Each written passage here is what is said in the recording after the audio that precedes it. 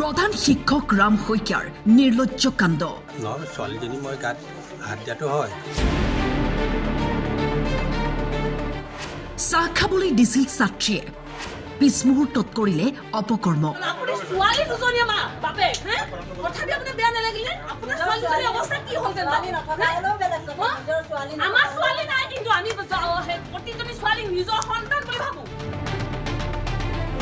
লম্পট শিক্ষকৰ স্বীকাৰোক্তি। ছোৱালীজনী মই গাত হাত দিয়াটো হয়। নামত ৰাম কৰ্ম জঘন্য, সভ্য সমাজক কৰিলে লজ্জানত। ছাত্ৰীগৰাকীৰ মাতৃক পৰিচালনা সমিতিৰ সভালৈ নিমন্ত্ৰণ কৰিবলৈ ঘৰলৈ গৈছিল প্ৰধান শিক্ষক ৰাম শইকীয়াই।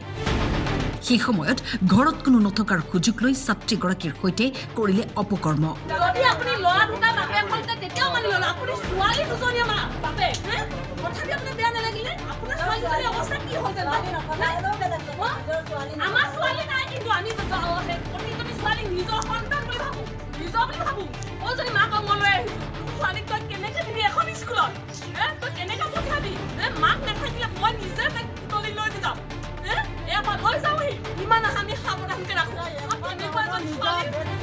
দুজনীকৈ কন্যা সন্তানৰ পিতৃ হৈও প্ৰধান শিক্ষকৰ এই কাণ্ড।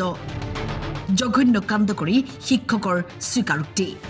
ছোৱালীজনী মই গাত হাত দিয়াটো হয় আৰু সেইটোৱে সেইদিনা অন্ত একো হোৱা নাই।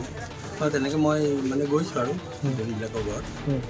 কোন স্কুলত কয়? সেই টাৰ্ম দিলে আজি কথা আৰু তাকে মই সেইদিনা ছোৱালীজনী গাত হাত দিয়াৰ কাৰণে মানে আজি ৰাইজে মোক হেৰি সুধিছে, জমনখনি গৈছে দি কৰিছে হোৱাত কথা। নাৰায়ণপুৰত সংঘটিত এই ঘটনাৰ অভিযোগৰ ভিত্তিত বিষ্ণুপুৰ নাৰী জাগৰণ মঞ্চৰ সদস্যই লম্পট শিক্ষক ৰাম শইকীয়াক আবদ্ধ কৰি ৰাখে। অৱশেষত নাৰায়ণপুৰ আৰক্ষীৰ এটা দল উপস্থিত হৈ শিক্ষকৰূপী লম্পটটোক আটক কৰি নিয়ে। নাৰায়ণপুৰৰ পৰা বিতুপন ফুকনৰ ৰিপৰ্ট, টাইম 8।